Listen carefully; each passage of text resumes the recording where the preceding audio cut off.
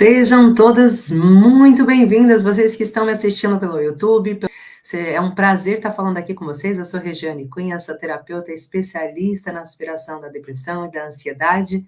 E hoje eu estou fazendo aqui esse quadro Depressão e Ansiedade na Prática, né? Um quadro que pretende ajudar você a superar a sua depressão e a sua ansiedade de um jeito simples, rápido, eficaz, sem precisar fazer uso de medicamentos. O que é a ansiedade noturna?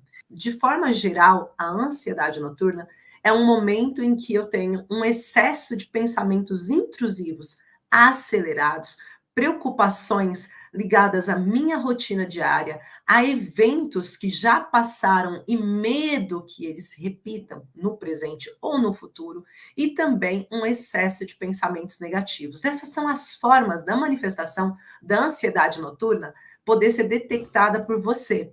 Assim, se você passa as noites, assim que você pensa que você vai deitar, que você vai dormir, já começa a dar uma aceleração, um desconforto no seu corpo, você sente as suas pernas já começarem a tremer.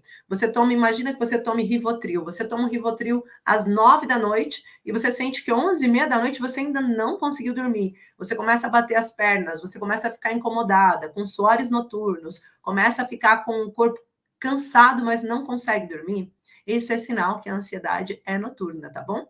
Então, se os seus pensamentos são negativos e nessa hora aumentam os pensamentos negativos, o que é muito normal de acontecer, infelizmente, porque os pensamentos negativos acontecem mais no momento em que você para e que você não está numa rotina de várias ações. Quando você dá uma pausa assim, vem aquele monte de pensamento, né? Então, quando acontecem esses pensamentos negativos, é um sinal para a gente de que a gente está falando também de uma ansiedade noturna. Porque quando esses pensamentos negativos começam a ganhar proporção e você começa a não conseguir dormir, você fica ali acordada horas e horas, batendo para um lado, batendo para o outro lado, pensando, meu Deus, eu não estou conseguindo dormir, o que está acontecendo?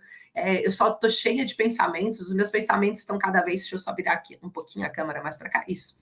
Os meus pensamentos estão cada vez maiores, eu estou tendo cada vez mais pensamentos negativos, e tá um vindo atrás do outro, né? A gente começa a gerar um excesso de cortisol, e esse excesso de cortisol vai começar a dar dor no estômago, sentimento de náusea, vai começar a trazer um monte de outros sintomas. Então, esse é o primeiro passo, a gente conseguir entender que a ansiedade noturna, ela começa com esses sentimentos de preocupação, sentimentos de medo, aflição. Meu Deus, isso pode acontecer, isso já está acontecendo, eu estou passando por isso, isso vai continuar. Por exemplo, imagina, eu tenho uma entrevista de emprego amanhã e eu já começo com os meus autossabotadores pensando em tudo que pode correr mal, que eu não vou ser contratada, que eu não tenho o que fazer. Aí, a partir desse momento, os meus pensamentos vão ganhando cada vez mais força e eu vou ficando cada vez mais com insônia. E quando eu vejo 2, 3, 4 da manhã, 5 da manhã, e eu ali não dormi ainda, aí quando dá 6 da manhã eu durmo, mas eu tenho que acordar às 8, às 9, e às vezes fica muito pior, tá bom? A gente tem essa questão do que é a ansiedade, que eu acabei de explicar aqui, a gente vai agora falar um pouquinho sobre essa sintomática, então, para que vocês entendam o que são essas questões relacionadas aos sintomas. E aqui nos sintomas, existem várias formas dos sintomas se manifestarem, tá? Deixa eu só colocar assim, porque daí dá para vocês verem minha carinha, dá para vocês verem do que eu tô falando. Um dos sintomas que começa a se manifestar, todos os sintomas, em primeiro, é importante a gente entender que todos os sintomas, eles vão gerar para vocês um estado de alerta. O objetivo da ansiedade é ligar o seu estado de alerta, certo? A ansiedade, ela faz com que o excesso de cortisol, que foi colocado aos pouquinhos na sua história, disparem uma quantidade de noradrenalina e acione o seu sistema de segurança. Por isso que há um descontrole no nosso corpo, um descontrole tão grande. Por isso que a gente não consegue controlar, nosso corpo começa a entrar em descontrole, e quando a gente vê, a gente está ali sofrendo com um monte de sintomas físicos, tá? Ele é um estado de alerta. O seu cérebro entende que você está correndo um perigo e por isso ele aciona vários mecanismos ao mesmo tempo. No caso da ansiedade noturna, ele tem alguns mecanismos mais próprios que ele vai desencadear. E vamos pensar, a gente está falando de inquietação, em primeiro ponto. Eu fico inquieta, eu não sei se eu deito, eu não sei se eu acordo, eu não sei se eu saio, eu não sei se eu volto. Eu não sei se vale a pena eu continuar deitada. Às vezes eu tô deitada já, eu acabei de tomar banho, eu fico ali deitada, daí eu começo a pensar um monte de coisa, eu falo, meu Deus, eu não vou conseguir dormir. Aí viro para um lado. Ai, meu Deus, eu não vou conseguir dormir. Aí viro para o outro. Ai, meu Deus, o que vai acontecer? Aí é melhor eu sair. Aí eu saio. Aí depois eu volto. Aí eu não consegui ainda. Aí eu coloco música, tento fazer um relaxamento, faço um exercício e continua acontecendo uma série de coisas e eu não consigo controlar e o tempo vai se passando. Então, a inquietação é um sinônimo que vem ligada à ansiedade e a dificuldade de dormir ligada à inquietação pode se tratar de ansiedade noturna, tá? Outra coisa que acontece é a necessidade de levantar várias vezes. Você sente uma necessidade de levantar. Você não consegue estar bem na cama. Parece que vai acabar o seu dia, você vai ficar pior ainda. Deixa eu levantar para ver se passa, e daí você levanta, às vezes você vai fazer outras coisas, mas você tem essa necessidade de levantar. E você sente mesmo, é uma necessidade, não é vou levantar para ver se só deito quando tá sono. Não é tipo, eu estou inquieta na cama, eu estou incomodada. Pode trazer também uma respiração ofegante. Ou seja, você sentir que a sua respiração fica mais acelerada. Você sentir que você está mais agitada, essa seria a palavra. Bem, além disso, a gente tem outras coisas. Uma dificuldade em adormecer. Parece óbvio, né? Mas não são todas as pessoas que têm ansiedade noturna que ficam com essa dificuldade em adormecer. A dificuldade em adormecer, ela acontece quando eu deito e fico horas, mas são horas mesmo esperando que o sono venha e o sono não vem. Eu sinto que ele não chega. Então, é nesse caso que acontece essa dificuldade em adormecer. Outra coisa que pode acontecer é essa sensação de não consigo fechar os meus olhos. Às vezes isso de eu não conseguir fechar os olhos, então eu fico com os olhos ali abertos e tenho uma dificuldade enorme em fechar os meus olhos. Quando a gente falar da origem, vocês vão entender o porquê que isso acontece, bem como vários outros sintomas. Palpitações, taquicardia, esse sentimento de aceleração cardíaca, dessa palpitação. E quando a gente fala de palpitação, é o sentimento da batida inconstante do corpo. Taquicardia não, é o disparar mesmo, acelerar. Sinto que está acelerando. A palpitação é quando oscila ainda o sentimento. A sudorese, né? Quando a gente começa aquela transpiração, a gente fica incomodado. Tudo isso são sintomas do nosso sistema de alerta. O nosso sistema de alerta está pedindo ajuda. E quando ele pede ajuda, ele precisa de uma forma para ele se manter vivo. Lembrando que o nosso corpo, o tempo todo, ele tem a necessidade, nosso corpo o tempo todo tem a necessidade de sobrevivência.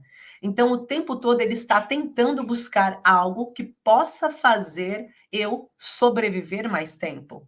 Por isso ele liga o nosso estado de alerta da ansiedade, porque você diz para ele que tem um problema acontecendo, você diz para ele que está tendo um perigo. Automaticamente ele fala, ok, então se eu estou tendo um perigo, eu preciso me proteger. E como que ele te protege? Mandando para você uma crise de ansiedade, ligando o sistema de alerta e fazendo você se afastar de qualquer coisa que seja o perigo.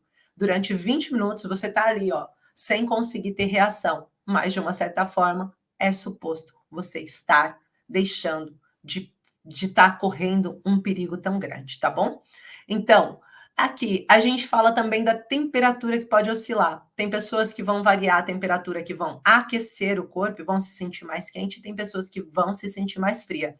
Aí vai estar ligado com os escudos. Consoante o tipo de escudo que você tenha, o seu corpo vai reagir com sintomas diferentes. Se você tem, por exemplo, o escudo da desproteção, o seu corpo provavelmente vai descer a temperatura. Já se você tem o escudo da impotência, o seu corpo vai subir de temperatura.